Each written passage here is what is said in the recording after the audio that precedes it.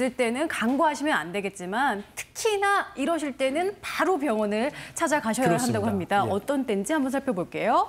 이럴 때 병원 바로 어지럼증이 점점 심해질 때, 어지럼증이 며칠 동안 지속될 때, 그리고 극심한 두통이 동반되는 어지럼증일 때 바로 병원으로. 사실 어지럽다고 무조건 병원 가시면 병원이 가득 환자분들로 찰 겁니다. 근데 꼭 가셔야 되는 경우가요.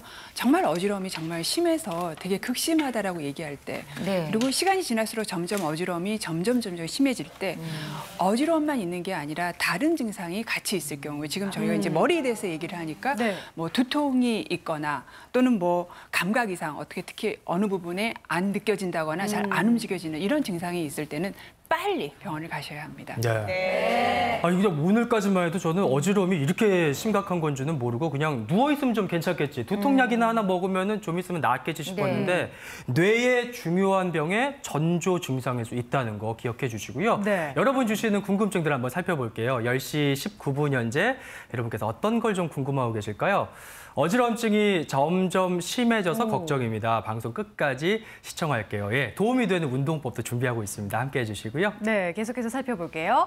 엘리베이터나 사람 많은 지하철 타면 종종 어지럽고 쓰러질 것 같은데 고칠 방법 있나요? 이런 분들 있으세요. 어떻게 하면 될까요? 오전 진료하다 보면은 지하철 타다가 내려서 어지러워서 회사 못 가시고 병원에 오시는 분들이 왕왕 계십니다.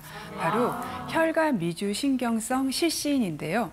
무슨 뜻이냐면은 굉장히 내가 힘든 몸이나 마음이 힘든 상황일 때 우리 몸에 그 조절하는 교감신경계, 부교감신경계가 갑자기 조절을 못해서 혈압도 떨어지고 맥박도 떨어지니까 어지럽고 심하면 쓰러지세요. 그래서 병원을 오는데요. 사실 이것들은 내가 보통 심하게 힘들 때 생깁니다. 그래서 뭐 굉장히 사람이 많은데 지하철 같은 데죠. 엘리베이터 같은 데도 마찬가지고요. 또 아침 굶어서 힘이 없을 때 이럴 때 많고요. 또 병원에서 누구 체열하는 거 또는 본인이 체열하다가 보고 쓰러지시는 분 있어요. 피 보고 쓰러지시는 분.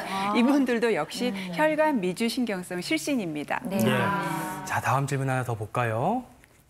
저혈압으로 어지러운 사람은 짜게 먹으라고 하는데 이게 맞는 소리입니까?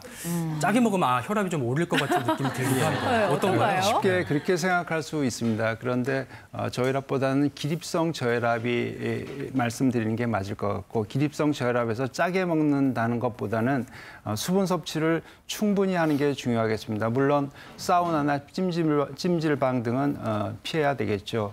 또한 그 약물 복용, 그다음에 자세 관리, 일어나거나 회전하거나 그다음에 계단을 내려갈 때 주의해야 되겠고, 생활 관리, 운동, 식사, 수면 등을 규칙적으로 해서 자율신경계의 균형을 강화시키는 것도 필요하겠습니다. 특히나 아침에 침대에서 일어나실 때 벌떡 일어나시다가 쓰러지는 경우가 많다고 하니까 천천히 좀 걸터 앉았다가 일어나 주시고요. 계속해서 여러분 궁금한 점들 저희 앞으로 보내주십시오.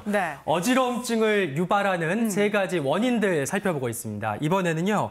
뇌에서부터 조금 내려왔어요. 귀가 그려져 있네요. 이제 귀로는 어지럼증 방치하면 안 되는 이유입니다. 청력이 손실될 수도 있다고 해요. 아이고야. 무시무시한데요. 일단 왜 귀에 이상이 생기면 어지럼증이 오는 건지 궁금합니다. 제가 한번 귀를 좀 설명드려야 될 텐데 귀는 사실 듣는 청력이 가장 중요하죠. 그래서 청력을 담당하는 달팽이관이라는 게 이제 안쪽에 존재합니다. 그 외에 이제 귀는 어지럼을 담당하는데요. 이 어지럼 기관은 위치를 담당하는 전정과 그리고 우리 회전을 담당하는 세방고리가 이제 두 부분으로 이제 나눌 수가 사실은 있습니다. 이 세방고리관에 이제 아까 말씀드린 그런 이석이 많이 들어가게 되는데요. 사실 우리 사람은 뇌와 그다음에 양쪽 귀가 세 개의 컴퓨터로 이 어지럼을 관장하고 있거든요.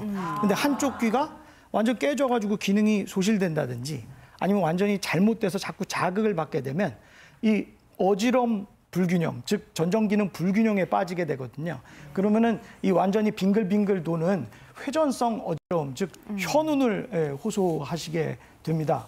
우리 어릴 적에 코끼리 코를 하고 뱅글뱅글 돌거나 하면은 딱 서게 되면은 전 세상이 막 빙빙 도는 거를 경험하시죠?